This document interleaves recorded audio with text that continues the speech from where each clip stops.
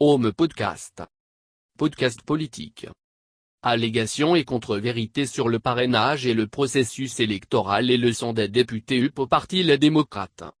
Biad incitateur Actu Benin février 12, 20 210 666.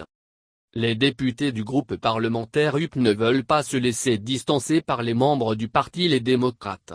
Ils ne veulent non plus laisser continuer les affabulations, mensonges et autres contre-vérités. Ils ont tenu à le dire à la presse jeudi 11 février 2021 au siège du parti à Cotonou. Augustin Aou Envoebla, Gilda Agoncan, Gérard Benonchi, Ordenala Datin, Sedami Medeglan Fagla, Edmond Agua et Richard Allozo n'ont répondu aux provocations faites le mercredi 10 février 2021 par les membres du Parti Les Démocrates lors d'un point de presse.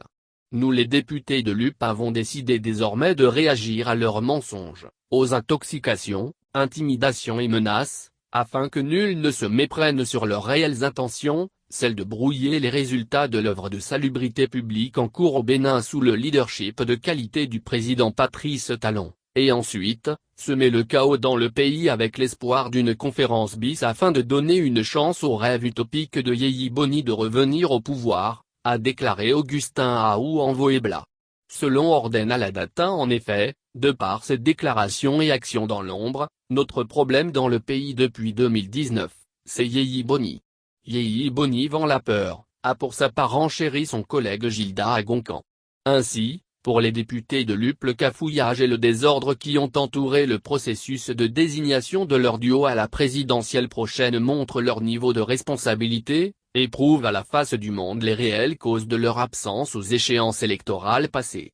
Par rapport à la question du parrainage et face aux accusations du Parti Les Démocrates, la réponse des députés UP est claire, c'est un choix qu'ils ont fait.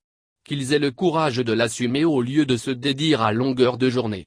Car, tantôt, disent-ils, on leur a refusé le parrainage, tantôt ils disent, si on leur en donne, ils ne les prendront pas. Et pourtant, leur duo tient à participer à l'élection.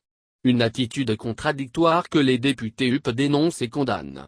Avant de conclure que notre pays a une âme et que la présidentielle aura lieu dans la paix le 11 avril prochain et qu'un nouveau président prêtera serment le 23 mai 2021.